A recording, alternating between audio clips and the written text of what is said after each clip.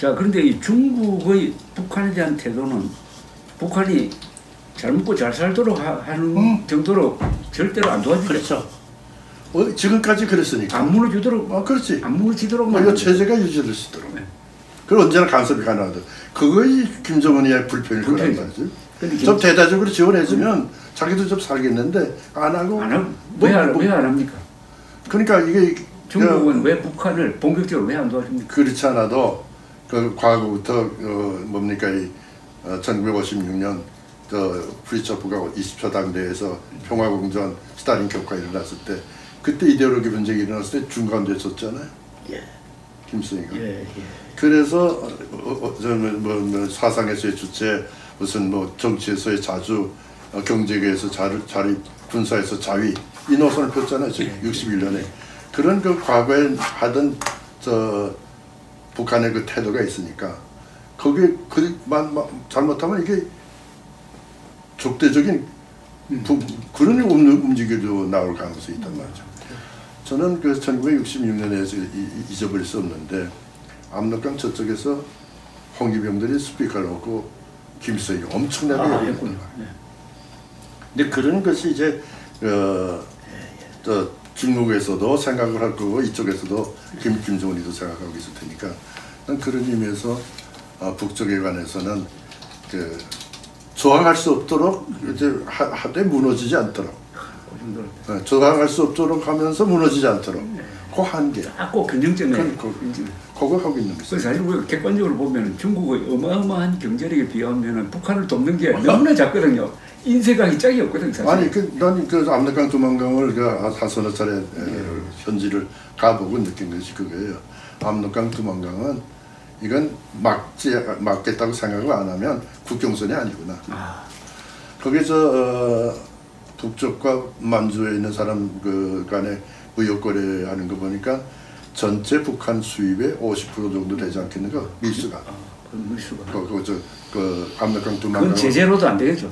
국제 제재로도 안 되죠. 안 되죠. 그러니까 일부 과례는 말이죠. 한 발자국 뛰면 넘어가요. 그렇죠. 그런 지역이 많거든. 또 그 통로가 없는 게 아니고 수상 통로도 있거든요. 그렇죠. 그 뭐 압록강에서 두만강에서 올라가고 하는 거. 또 거기에 종사하고 있는 사람이 최소한 좀 10,000 명은 넘는 것 같아요. 북쪽과 무역에서 먹고 사는 사람들이. 그런 의미에서 보면은 나는 중국의 그 대북 정책이라는 게 명백하구나. 무너지지 않도록 그렇다고 저항하지 못하도록 그 한계선에서. 그러니까 두만강, 압록강을 가운데 둔 한국과 북한의 이 역사적인 교류가 너무나 긴밀했고 그죠? 막는다고 해도 될 것도 아니고 그렇다면 물물교환이나 뭘 해가지고 북한이 어려우면은 만주에서 일로 도움이 들어오는 거고. 구체적으로 얘기하면 이런 거죠. 1958년에 그래서 삼면홍기 때 만산 굶어 죽게 됐지 않았어요? 그때 만주에서 동포들 여기 왔거든. 북한으로 왔다 이거죠. 북한으로. 특히 문화대혁명 때 신의주에만 7,000명이 왔대요. 7,000명. 숙청된 그 살았거든. 반대로 그 관안의 행군 때는 북쪽 사람들이 그쪽 올라가서 얻어먹고 살았단 말이죠. 그런 그 역사적 관계이기 때문에 나는 그 국경선이라고 보질 않았어요. 그래서 이건 국경선이 아니구나. 그리고 장관님 전에 쓰신 그 2017년이지 그 일종의 늪밥 기사인데 그걸 보니까 6.25 때도 6.25 전에 국공내전 때 그 공산당이 밀리다가 만주에서 반격을 하죠. 그렇죠. 1946년. 네, 만주에서 반격을 할 때 그때 지원해줄 걸 북한이. 북한이 지원을 해줬대. 그렇죠. 그러니까 광복까지 보냈으니까. 그러니까 북한이 그때 소련군 체제인데. 그렇죠. 소련군 지배를 받으면서 무기를 절로 넘겼습니까? 무기뿐만 아니죠. 그럼 이제 나남에 있던 그 사단 무기를 갖고 광목. 왜? 이거 옷을 없으니까. 그 중국군에 옷이 없으니까 그걸로 광목을 그 기록에 나와요. 그건 왜 우리가 역사적으로 주목해 봐야 되는 거 아니? 1928년까지 조선공산주의운동이 다 침몰하잖아요. 붕괴되잖아요. 조선 총독부 시대. 또 어디로 가느냐? 다 연변으로 가는 거죠. 그래서 연변이 만주 총국이 생긴단 말이에요. 그래서 거기에 있는 그 조선공산주의운동자들이 거기 모이죠. 모이는데 모택동이가 무슨 지령을 내는 거 아니? 일국 일당주의를 내세우면서 조선 공산주의자들은 전부 다 자기 당적을 버려라. 그리고 중국 공산당의 멤버로 들어오라. 조범 선생이 그때 갔다가 난 버릴 수 없다고 돌아오는 거 아닙니까? 네, 그렇죠. 북한이 그러니까 결국 우리가 지금 제일 궁금한 게 김정은이가 핵을 쓸 수 있느냐 없느냐입니다. 그게 이제 궁극적인 의문인데 저는 미치지 않는 한 핵을 쓸 수 없다고 보는데요. 핵을 쓸 수 없다고 보는 이유 중에 하나가 한국에 지금 외국 사람들이 200만 명이 들어가 있습니다. 그 중에 80만 명이 중국 사람입니다. 그 다음에 베트남이 한 28만 명 되고요. 태국이 많고 미국이 한 15만 명. 일본 사람은 한 3만 명밖에 안 돼요. 자, 핵을 쓰면은 우선 중국 사람, 미국 사람, 일본 사람이 죽을 거 아닙니까? 이래도 핵을 쓸까요? 나는 핵을 쓴다고 할 때는 북한의 군부에서도 문제가 된다고 봐요. 핵을 쓰면 다 망하는 거 아닙니까? 그렇죠. 핵을 쓰고 살아남을 수 없죠. 핵을 쓰는 순간 북쪽은 망하는 거죠. 그러면 다 너만 망하니? 나도 망하는데. 그렇게 한다 이거죠. 그렇게 되는 거죠. 그렇기 때문에 핵 문제는 그렇게 쉽게 김정은이가 결정할 수 없을 것이다. 나는 핵을 쓴다고 하면은 군부에서 가만히 있을 수 없을 것이다. 왜? 다 망하니까. 또 하나 제가 핵을 못 쓸 거라고 보는 거는 김정은이에 이렇게 초점을 맞춰서 보면은 김일성도 그렇고 김정일도 그렇고 김정은도 그렇고 요놈들이 하루하루가 행복한 사람들 아닙니까? 그렇죠?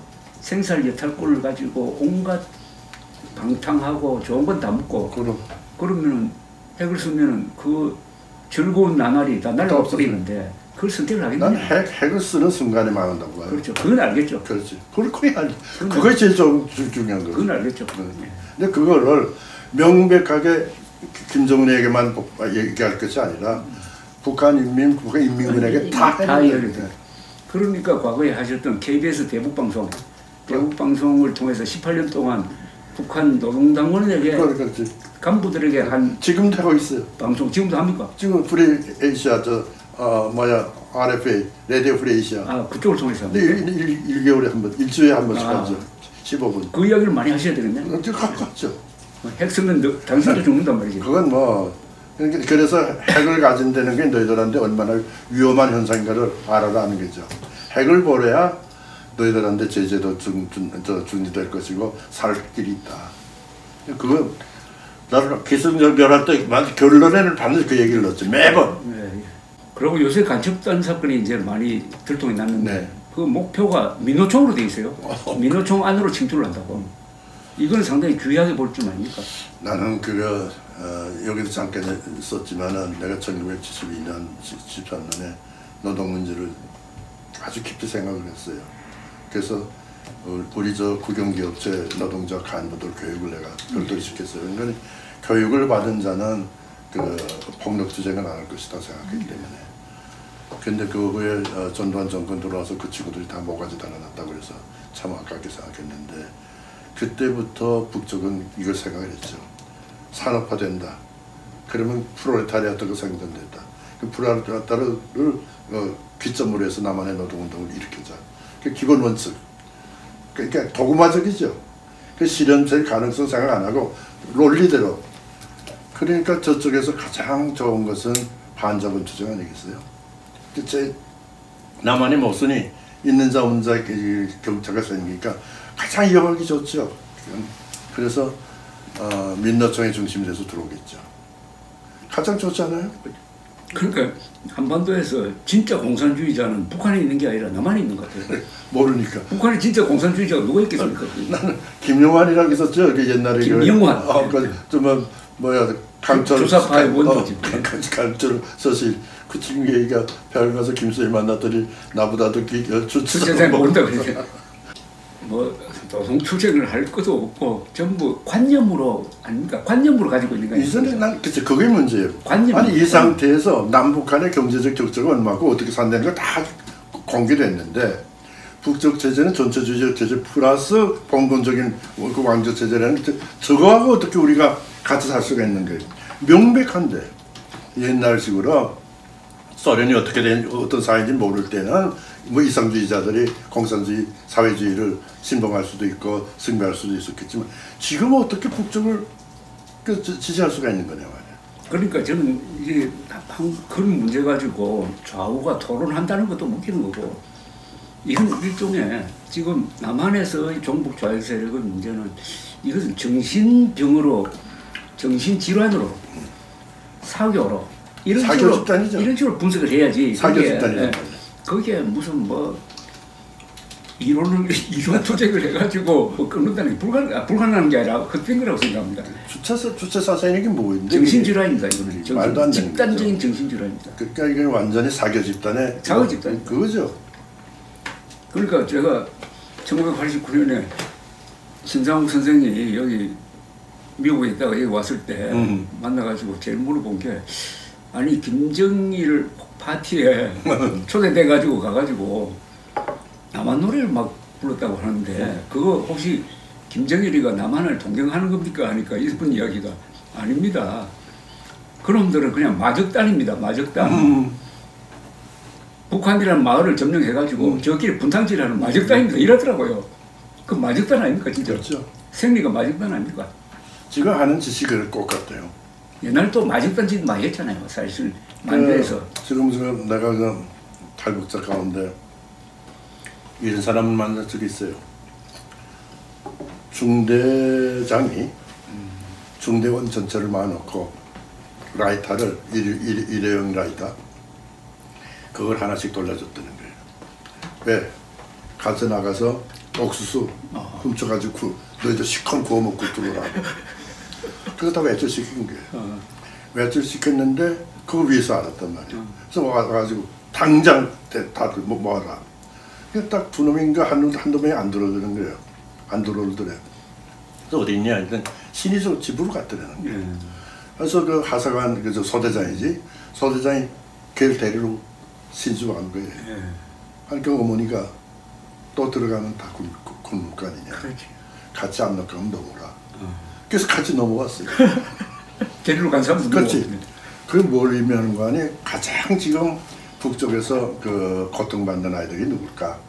전방에 있는 사백이라고 생각해요. 이건 우리나라나 북한이나 역사적인 보면 입증될 수 있는 게 방위군 사건이라는 게 있지 않았어요? 방위군 사건 같은 거죠. 위에서 다 떼먹으니까. 그렇죠.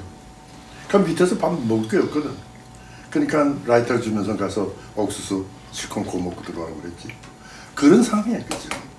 그래서 내가 지미전을 재개하자. 우리는 오픈돼 있으니까 암만 저쪽에 떠들어도 이상도 뭐 문제가 없는데 그 전선에 있는 확성기 방송 그 전방에 있는 얘들한테 사실을 알려주자. 제일 고통받을 거다. 그렇게 된 말이에요. 그건 우리가 가지고 있는 카드 중에 하나니까. 뭐 가장 좋은 거죠. 만지가 그리고 있겠는데. 그러니까 김유정인가 그 여자아이가 그렇게 악을 쓰지? 요새 그러니까 북한의 심리전을 하려면은 지금 제일 좋은 심리전은 우리 드라마 아닙니까? 드라마가 북한으로 들어가서 북한 사람을 변화시키고 있는 거. 노래 자체가 이제 하는 그러니까 노래, 드라마, 문화, 예술을 통한 북한 침투가 제일. 더구나 그 조그만 거 뭡니까 컴퓨터 꼽기만 하면 다 나오니까. 이미 그거는 상당히 들어간 거 아닙니까, 그죠? 그걸 이제 밀수꾼들이 많이 막을 수가 없을 거예요. 그런데 그게 북한에 어떤 변화를 주는지 그거 후속 한번 조사해 보면. 나는 북쪽에도 과학기술 자꾸 지금 떠들고 있더니 과학기술을 발전시키자고 하면 컴퓨터 이용하면 안 된단 말이죠. 그렇죠. 늘어날 수밖에 없단 말이죠. 이렇게 되면 전체가 다 위에서 명령 내는 대로 움직이진 않거든. 인간인 이상. 그걸 파고 들어가야죠. 그렇죠.